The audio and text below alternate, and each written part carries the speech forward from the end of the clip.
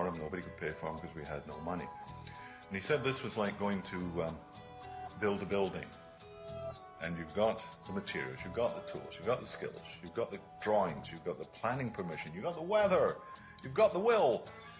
No inches. Damn. We had a bunch of inches, but then big project on the other side of town, they're using all the inches. We don't have any inches because all the inches went over there. I guess we're out of work. Well, that's exactly what we do with money.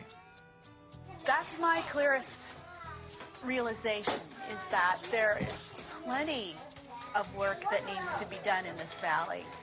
And there are all kinds of people who need work to make ends meet. They need work. They could contribute to the community. There's all kinds of things to do. So we have the work that needs to be done. We have the workers. What is it that's missing? You know, pieces of paper that say, I'll do this for, you know, in exchange for other goods.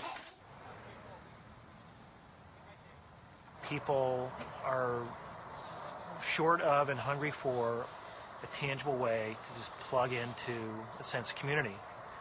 And that feeling, that attitude, I believe is accomplished transactionally through using this currency system.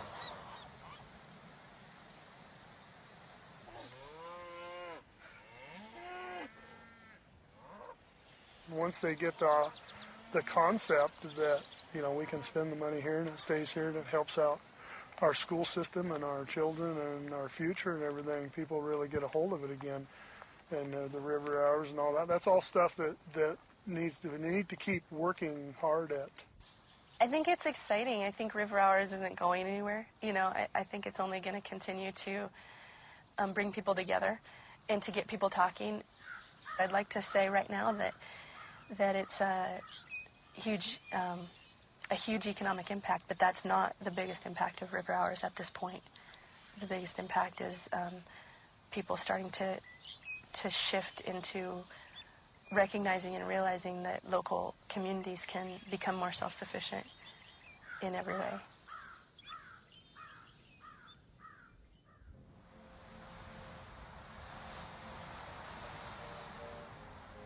And the soil here is interesting because now, you know, this is all dune stuff, but now we've got this humus building up, holding the sand together. You can still see the sand grains in there. But, so these dunes have been established for a while. So they're totally covered in vegetation. Everything has reached a certain amount of stability. All of these plants combined are sharing the rhizosphere with each other. Their roots are intertwined.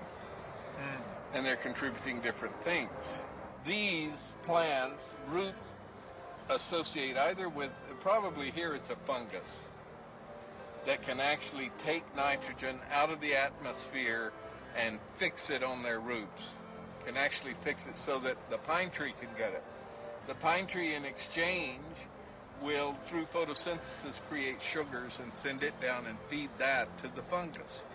So there's this interaction going on all the time that is mutually beneficial. What we're doing is really reinventing the exchange process. We need to mediate exchanges in a different way than we've done before. The debt money system creates money on the basis of interest-bearing debt.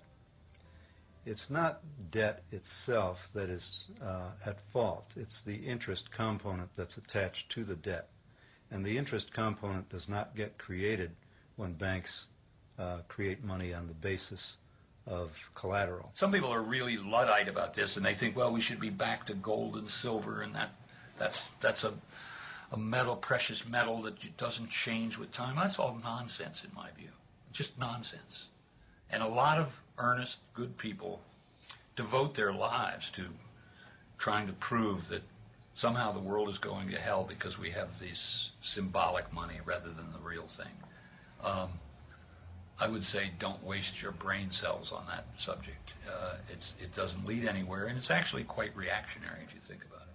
We have to start thinking about money as an information medium, not as a substantial thing.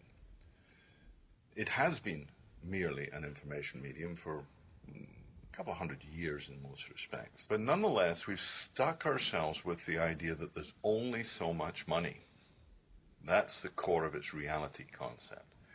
That all there is so many trillion dollars or euros or yen, and what we're doing is juggling them.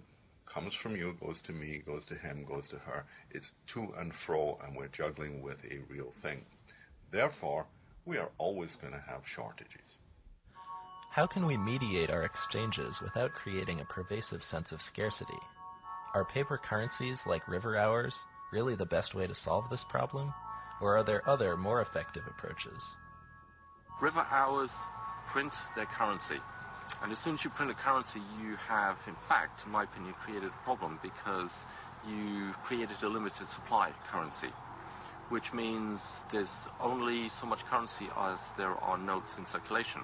And then you end up with the same problem you have if you have something like a currency backed by gold, which is there's only so much gold. A mutual credit system, there's unlimited currency available in potential, and that's one of its great strengths. In a mutual credit system, each person has an account. And at some times your account may be positive, at other times your account may be negative. Now, it's this allowance for a negative balance that is the fundamental feature of a credit clearing system. This negative balance represents credit that's been extended to you by the rest of the community. My name is Francis Ailey. I'm the president of Fourth Corner Exchange.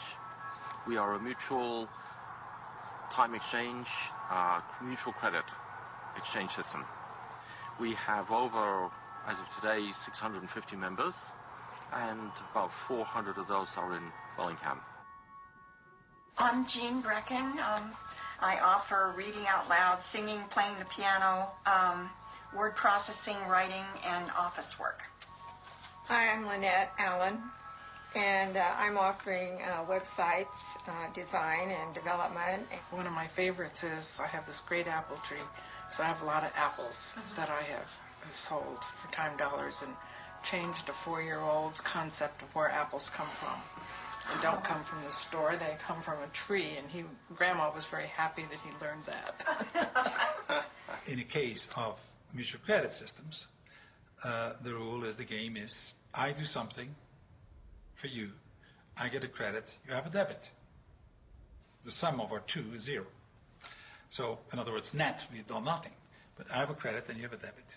I, as a seller, may allocate to you some good or service that you need at the time.